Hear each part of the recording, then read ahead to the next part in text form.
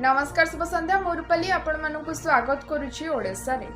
आगामी 3 रु 4 दिन में ओडिशा छुईब दक्षिण पश्चिम मौसुमी वायु। प्रथमे दक्षिण ओडिशा रे प्रवेश पर अन्य अंचल को प्रवेश करिबो।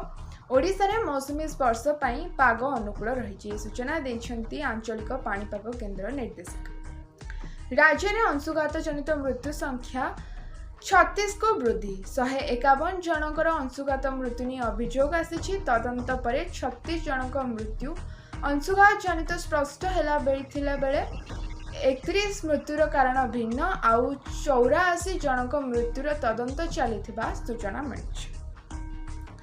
मुख्यमंत्री पदरु इस्तीफा देले नवीन पट्टनायक। संविधान प्रक्रिया अनुसार राज्यपाल रघुवर दास को भेटी इस्तीफा पत्र प्रदान करिसेंती नवीन पट्टनायक। विधानसभा निर्वाचन फलाफल पर देले इस्तीफा।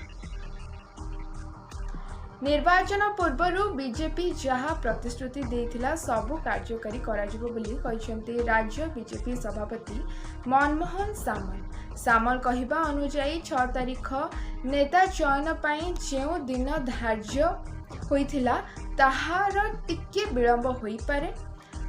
संसदीय बोर्ड जहां निष्पत्ति नेबे ताहा हेबो। 10 तारीख रे जणे ओडिया पुओ राज्यर मुख्यमंत्री भावे शपथ ग्रहण करिवे।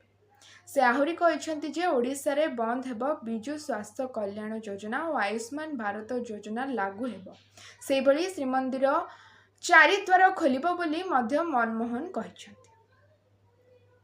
ओडिशा रे बिजु स्वास्थ्य कल्याण योजना बंद हेबा प्रचार हेबा परे कार्डधारी को हॉस्पिटल फेराई देबा दुर्भाग्यजनक बोली कहिसेंती बीजेपी राज्य सभापति मनमोहन सामल कहिसेंती जे हिताधिकारी को हॉस्पिटल फेराई देबा एक सामाजिक और वैधानिक अपराध। लोके निर्वाचन लड़ुथिले राज्य रे लोकंकर सरकार हेबो बोली राज्य बीजेपी सभापति मनमोहन सामल कहिसेंती। पूर्वरु सामल कहिथिले जे ओडिशा रे बंद हेबो बिजु स्वास्थ्य कल्याण योजना और आरंभ हेबो आयुष्मान भारत योजना जोंथिरे अधिक सुविधा पाई परिबे जनसाधारण। आज पे एतिकी धन्यवाद।